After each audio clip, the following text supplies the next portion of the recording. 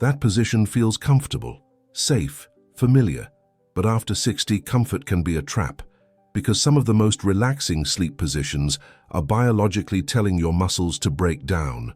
More than half a century ago, Dr. Shigeaki Hinohara, one of the longest practicing physicians in modern history, said something that changed how I view aging forever. He said, "Aging is not about years lived, but energy preserved." Most people hear that and think about motivation or mindset.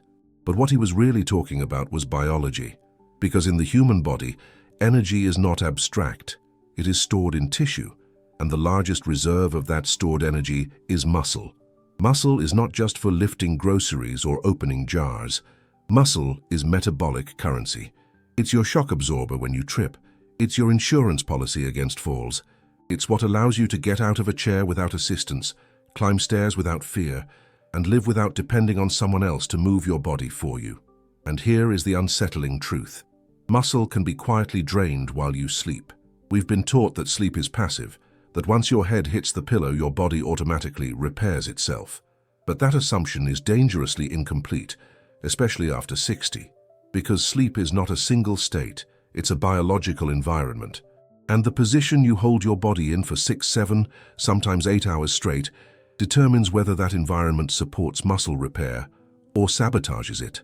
Think of your body at night like a hospital ward running the graveyard shift. The lights are dim, the staff is reduced, but critical repair still needs to happen. Hormones have to be delivered, oxygen has to reach tissues, waste has to be cleared. Signals have to be sent to muscle cells saying, "You are still needed, stay strong." Now imagine the hallways in that hospital are blocked, oxygen delivery is reduced, blood flow is compressed, movement signals go silent. The repair staff can't reach the patients, not because they don't exist, but because access has been cut off. That is exactly what happens with certain sleep positions after 60.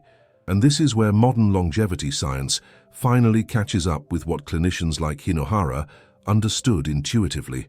Peter Attia has been very clear about this. Muscle is not about aesthetics or even raw strength. It's about survival capacity. It's about avoiding dependence. It's about whether you can live your final decades on your own terms or inside a system that takes over once your body can't support you anymore. Yet here's the contradiction almost no one warns you about. Some of the most common, most comfortable sleep positions for older adults are the very ones that accelerate muscle loss, quietly. Night after night, no pain, no warning, just a gradual weakening that gets blamed on normal aging. We assume the problem is that we're not exercising enough, or not eating enough protein, or that sarcopenia is inevitable. But what if part of the problem is that for 1/3 of your life, every single night, your body is being held in a position that tells your muscles they are unnecessary? That is what we're going to expose today.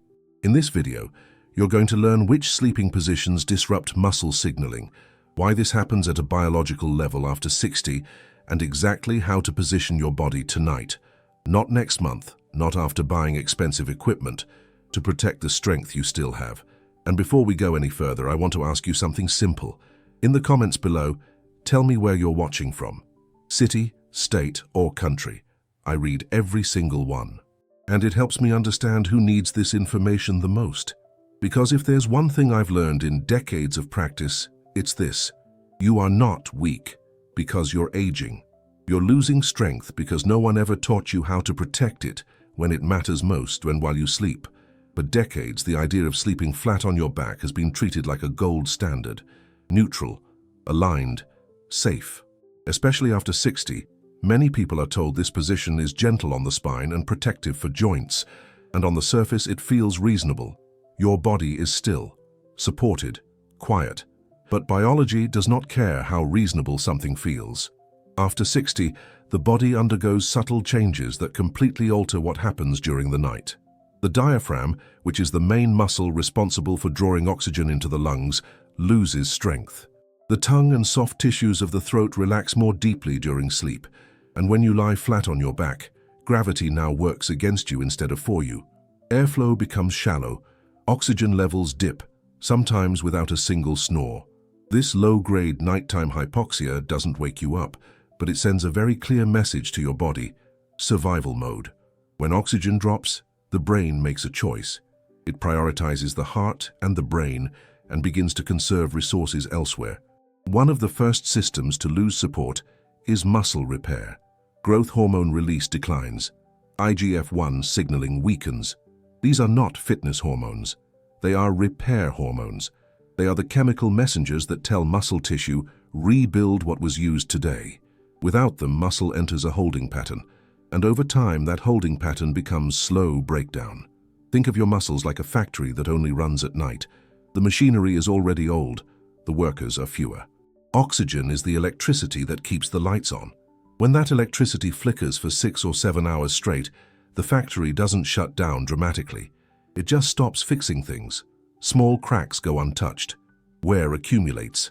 And the next morning, you wake up feeling stiff, sore, or weak without knowing why. I've seen this pattern countless times. A man in his early 70s sleeps a full 8 hours every night. He's proud of that. But he wakes up feeling as if he ran a marathon.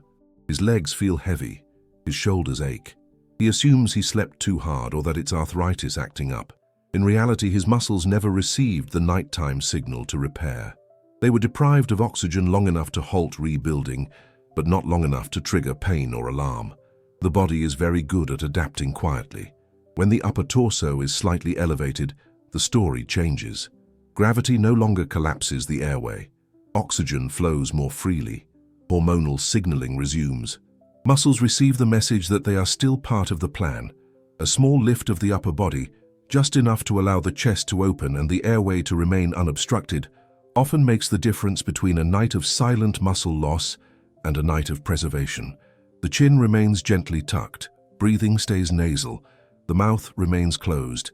These details matter more after 60 than they ever did at 40. And if someone consistently wakes with a dry mouth, morning headaches, or unexplained soreness despite long sleep, it's often the body's way of reporting that oxygen never fully arrived where it was needed. This is not about comfort versus discomfort. It's about internal conditions. The muscles don't know if the mattress is soft or firm. They only know whether blood, oxygen, and signals reach them while the rest of the world slept. And this is only the beginning. Side sleeping is often described as the more natural position, especially as we age. It can feel protective, cocooning. Many people move to their side instinctively as joints stiffen and the body looks for relief. And yet, when the body stays locked in one side-lying posture for hours, a very quiet problem begins to unfold beneath the surface. Muscle tissue depends on blood flow, not just for oxygen, but for information. Amino acids, hormones, and repair signals all travel through tiny capillaries that feed muscle fibers directly. After 60, those capillary networks are already thinner and less responsive than they once were. So when prolonged pressure compresses them, the effect is amplified. When the shoulder bears weight for 6 or 7 uninterrupted hours, circulation to that entire upper quadrant slows dramatically. The same thing happens at the hip. It isn't complete shutdown, it's worse than that. It's partial delivery. Just enough blood flow to keep tissue alive, but not enough to nourish or rebuild it. This is why side sleeping can feel fine, while still undermining muscle integrity over time. Picture a garden hose supplying water to a lawn. Now imagine someone standing on that hose all night long. Water still trickles through. Nothing looks broken, but the grass never truly gets watered. Over weeks and months it thins out, even though water technically never stopped flowing. Muscle responds the same way. Older muscle already contains fewer satellite cells. These are the cells responsible for repair and growth. When blood flow is reduced, fewer building blocks arrive, fewer repair messages get through, and the muscle quietly adapts by shrinking to match the level of support it's receiving. This is why some people notice numbness in the arm they sleep on, or tingling in the hand, or a strange sensation of weakness in one shoulder compared to the other. These aren't nerve problems at first. They're circulation and signaling problems that eventually become structural. I remember a woman in her late 60s who was puzzled by the gradual narrowing of her shoulders. She remained active. She walked daily. She even did light resistance work. But every morning her arms felt heavy and unresponsive, especially on one side. By the time she noticed visible changes, the muscle had already been deprived for years. The body adapts to what it experiences most consistently. And during sleep, consistency is extreme. The same posture, the same pressure points, the same compressed pathways, night after night. When the hips are supported and the upper shoulder remains stacked rather than folded inward, circulation has room to breathe. When pressure is redistributed, blood flow becomes more symmetrical. Signals reach both sides of the body instead of favoring one and neglecting the other. Even subtle shifts during the night matter. The body was designed to move even during rest. When movement disappears completely for hours, muscles interpret that as disuse. And disuse to muscle tissue is a message it never ignores. What looks like rest from the outside can look like abandonment on the inside. And as we move deeper into this conversation, the next position may surprise you even more because it feels safe, comforting, and deeply familiar, yet it sends one of the strongest shutdown signals muscle can receive overnight. There is a reason the body curls inward under stress. Flexion is a protective posture. It reduces exposure, it conserves heat. For someone dealing with joint pain, stiffness, or fatigue, drawing the knees toward the chest can feel deeply comforting, almost instinctual, especially later in life when the body seeks safety more than expansion. But the nervous system does not interpret this position as rest. When the spine remains in prolonged flexion, the brain receives a very specific message: conserve, withdraw, shut down. Postural muscles along the back, hips, and thighs rely on subtle, lengthening signals to stay metabolically active. When those signals disappear for hours at a time, the muscles assume they are no longer required for upright function. This is where mechanotransduction comes into play. Mechanotransduction is how muscle senses load, stretch, and relevance. It is the language muscles use to ask, "Am I still needed?" In a tightly curled position, that conversation goes silent. Imagine employees in a building who are locked into a storage room every night. The lights are off, no instructions come in, no tools arrive. Eventually, those employees stop showing up. Not because they are lazy, but because the system has told them they are unnecessary. Muscle behaves the same way. Prolonged flexion shortens hip flexors, unloads the gluteal muscles, and removes length from the hamstrings and spinal stabilizers. Over time, this changes the resting tone of the entire lower body. The muscles don't just weaken, they forget their role in posture and movement. This is why some people notice their thighs thinning even though they walk every day. Or why getting up from a seated position suddenly requires momentum instead of strength. The muscles involved in standing have been spending the night in a position that tells them standing is no longer a priority. A man in his mid-70s once described it perfectly without realizing it. He said, "I feel like my legs are asleep before I even get out of bed." He assumed it was circulation. In reality, his muscles had spent 7 hours every night in a folded position that signaled disuse. When the body remains slightly elongated, even during rest, muscle tone is preserved. Length communicates relevance, space communicates function. The nervous system stays engaged, even in sleep. Curling tightly inward may feel nurturing, but to muscle tissue, it reads as retreat. And this brings us to the position that quietly does the opposite. A posture that doesn't just avoid harm, but actively preserves strength by keeping pathways open, signals flowing, and muscles metabolically involved throughout the night.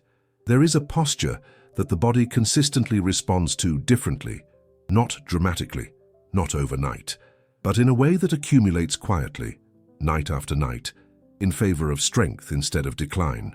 This position doesn't feel rigid or medical. It doesn't lock the body into stillness. Instead, it creates space. Space for air, space for circulation, space for signals to move where they're needed most. When the chest remains gently open and the torso is rotated just enough to avoid collapse, oxygen delivery improves without forcing effort. The airway stays patent. The rib cage can expand. Blood flow becomes more evenly distributed across the upper and lower body, and the lymphatic system, which clears metabolic waste from muscle tissue, continues to function instead of stagnating.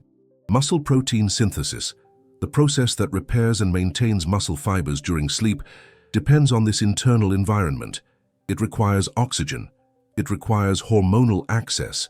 It requires that muscles are not compressed, shortened, or neurologically ignored for hours at a time. Think of muscles like guests staying in a hotel overnight.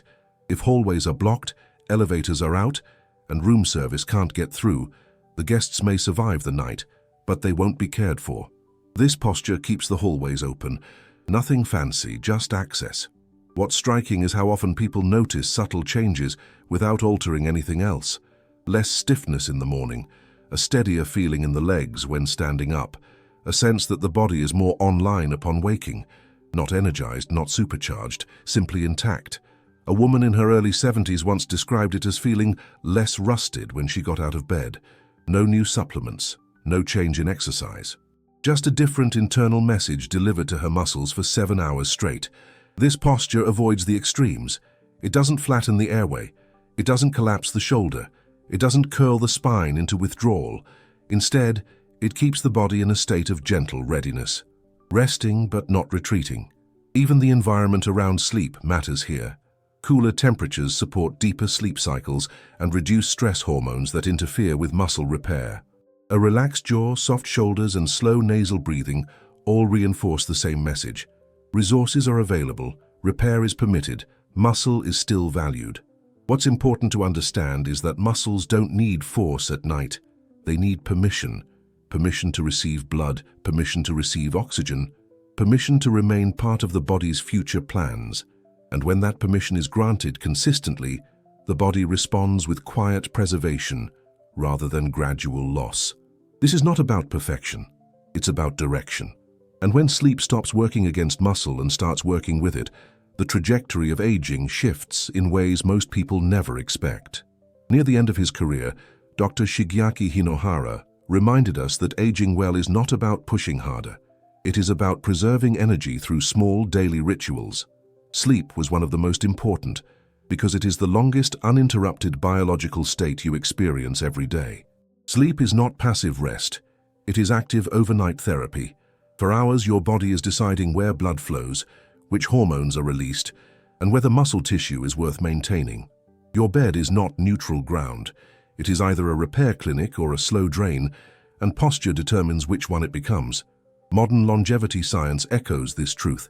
Peter Attia has made it clear that muscle equals independence. Standing up, walking confidently, staying out of assisted care, all depend on it. These changes are not about appearance, they are about dignity. Small nightly corrections quietly compound into years of preserved strength.